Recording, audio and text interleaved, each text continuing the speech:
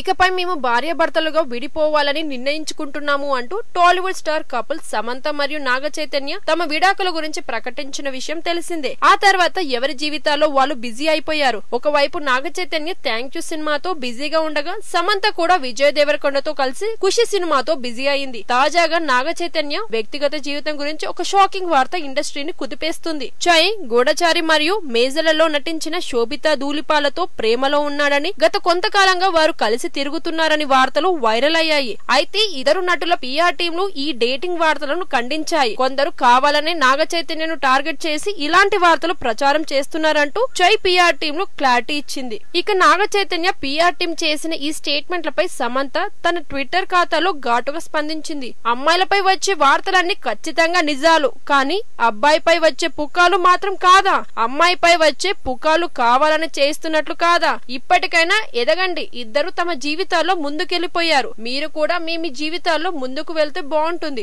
మీ పని మీ కుటుంబాలపై దృష్టి పెట్టండి అంటూ సమంత తన ట్విట్టర్ ద్వారా ఫైర్ అయింది. సమంత చేసిన ఈ ట్వీట్ ఇప్పుడు సోషల్ మీడియాలో వైరల్ గా మారింది.